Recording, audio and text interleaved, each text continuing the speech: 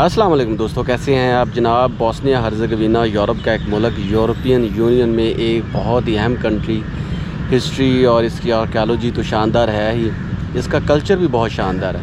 तो हर बंदा ये चाहता है जनाब वो बोस्निया हर्ज़ेगोविना में जाए। इसके टूरिस्ट वीज़ा पे ऑलरेडी मैंने बात की हुई है, इसके जॉब वीज़ा पे भी मैंने बात की है।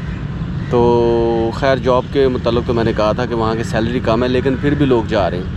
आज मैं बात करूँगा इसके स्टडी वीज़ा पे। देखिए दोस्तों, पहले मैं इसका प्रोसेस बताता हूँ, प्रोसीजर बताता हूँ, फिर रिक्वायर्ड डॉक्यूमेंट्स और फिर एंड में बताऊँगा इसकी फ़ीस कितनी।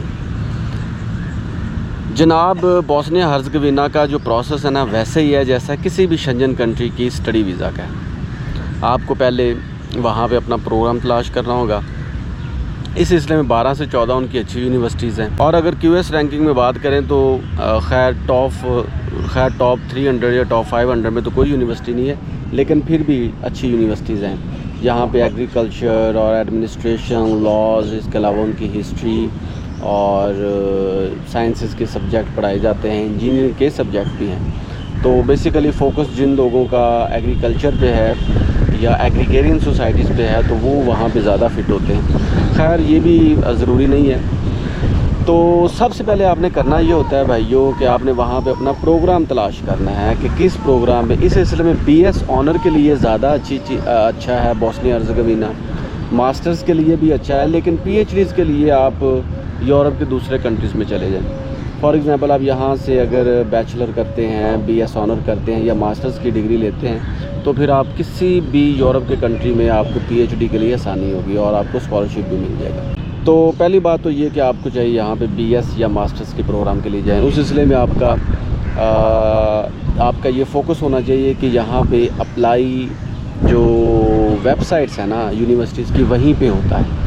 तो इसके दो तरीके होते हैं। पहला तो ये है कि जब कभी भी एडमिशन का टाइम हो आप वहाँ पे अप्लाई करें। आपके अगर मेरिट बनता है तो आपको बुला लेंगे, और अगर नहीं बनता तो फिर आप किसी भी प्रोफेसर्स को सू करें कि भाई वो आपको सुपरवाइज़ करे। जब कोई सुपरवाइज़र आपको सू करेगा या वो आपको सुपरवाइज़ करने के लिए एग्रीड होगा तो फिर आपके लिए आसानियाँ हैं। जब आपने वहाँ से एडमिशन ऑफ़र लेटर ले लेना ना, तो फिर ही आपका काम स्टार्ट होगा यहाँ पे। फॉर एग्ज़ाम्पल आपने एडमिशन ऑफ़र लेटर ले लिया वहाँ पे स्कॉलरशिप पे या स्कॉलरशिप के बगैर। हाँ, कुछ लोग ये भी पूछते हैं कि भाई अगर वहाँ पे स्कॉलरशिप नहीं होता तो कितने पैसे।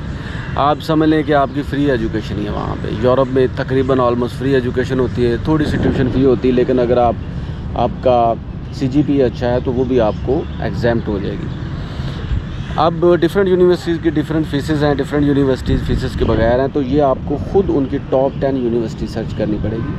और वैसे मुझे तो पता है, मैं आपको बता भी सकता हूँ, लेकिन आपको भी कुछ सर्च करना चाहिए। अच्छा जी, अब आपने वहाँ से एडमिशन ऑफ़र लेटर ले लिया। एडमिशन ऑफ़र लेटर लेने के बाद अब आपने यहाँ पे लेनी है जी उनकी अपॉइंटमेंट, ठीक है। उनकी एम्बेसी में अपॉइंटमेंट लेनी है। एम्बेसी में अपॉइंटमेंट लेने के बाद आपने अपने पूरे डॉक्यूमेंट्स साथ लेके जाने हैं, और आपका हल्का फुल्का सा इंटरव्यू भी होगा। और अगर आपके पास एडमिशन ऑफ़र लेटर है, आपका CGPA अच्छा है, तो फिर डेफिनेटली आपको वीज़ा भी मिल जाएगा। वीज़ा 1 माह का टाइम लेता है। तो आप जब कभी भी बोस्निया हर्ज़ेगोविना के लिए अप्लाई करें तो 1 माह का ज़हन में रखें, ठीक है। आपने 1-1.5 माह पहले अप्लाई करना होता है। अब बात करते हैं जनाब इसकी फ़ीस की और इसके डॉक्यूमेंट्स की। जहाँ तक डॉक्यूमेंट्स का ताल्लुक़ है ना, तो आपके पास सबसे मेन डॉक्यूमेंट आपका एडमिशन ऑफ़र लेटर होना चाहिए, जो वहाँ से किसी भी यूनिवर्सिटी का हो। आपके पास बैंक स्टेटमेंट हो कि उनको पता हो कि भाई ये अपने ख़र्चे उठा लेगा। उस सिलसिले में 30 से 40 लाख की बैंक स्टेटमेंट तकड़ी है। इसके अलावा वहाँ का जो एडमिशन ऑफ़र लेटर के साथ साथ आपके वो जो कोर्सेज़ हैं, वहाँ पे आपका एडमिशन सिक्योर हो, आप वहाँ पे रिसर्च के लिए या वहाँ पे कोर्स वर्क के लिए जा रहे हैं, ये सारी इन्फॉर्मेशन आपके पास हो, आपकी डॉक्यूमेंटेशन कंप्लीट हो, आपका जो पुलिस करैक्टर सर्टिफिकेट हो, ठीक है। आप यहाँ से भी बिल्कुल अच्छे शहरी साबित हों, सिविलाइज्ड हों, आप पे कोई क्राइम ना हो, प्लस आपकी टिकट हो, ठीक है। टिकट के साथ साथ जनाब आपके जितने भी डॉक्यूमेंट्स हैं वो HEC से अप्रूव्ड हो, मोफा से अटेस्टेड हो, और नोटराइज्ड भी आप करवा लें तो ज़्यादा बेटर है। और अगर आपके डॉक्यूमेंट्स इंग्लिश के अलावा हैं तो उनको आप ट्रांसलेशन भी करवा लें इंग्लिश में। अदरवाइज़ अगर आपके तमाम डॉक्यूमेंट्स इंग्लिश में हैं तो फिर ओके। इसके अलावा अगर आपके पास इंग्लिश प्रोफिशिएंसी लेटर है तो वो भी बहुत अच्छा है। और अगर आपने आइल्स किया फिर तो बल्ले बल्ले है जनाब। अगर आपने आइल्स किया या टॉफल किया फिर तो बहुत ही अच्छा है, लेकिन इंग्लिश प्रोफिशिएंसी लेटर भी आपको आपकी यूनिवर्सिटी दे देगी। इसके अलावा आपके पास रेफरेंस लेटर होने चाहिए 2 या 3 प्रोफेसर्स के, जिनके पास आपने ऑलरेडी पढ़ा है। और अगर आप बैचलर के लिए जा रहे हैं तो फिर रेफरेंस लेटर की ज़रूरत नहीं, मास्टर्स के लिए पढ़ेगी ज़रूरत और PhD के लिए। अच्छा, ये हैं दोस्तों सारे डॉक्यूमेंट्स, इसके अलावा कोई डॉक्यूमेंट्स नहीं चाहिए।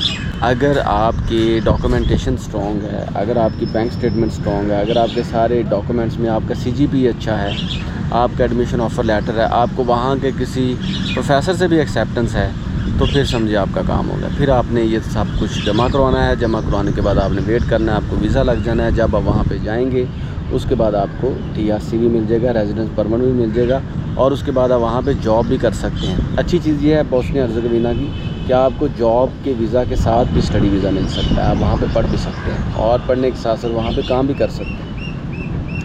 तो दोस्तों, ये है सारी इन्फॉर्मेशन अबाउट बोस्निया हर्ज़ेगोविना, जिसका कैपिटल सराजेवो है और वहाँ पे यूरो चलता है।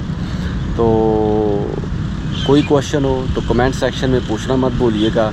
और मैं भाइयों दोस्तों वीज़ा एजेंट नहीं हूँ, मैं आपका दोस्त हूँ, भाई हूँ, रिसर्च करता हूँ ताकि आप लोगों का फ़ायदा हो और आप स्कैम ना हो जाए और ख़ुद अप्लाई करें। और ये मेरा डिस्क्लेमर भी है। तो मिलेंगे next video next visa and desk के साथ। तब तक के लिए आप अपना भरपूर ख्याल रखें, चैनल को सब्सक्राइब करना मत भूलें, दोस्तों को भी बताया करें।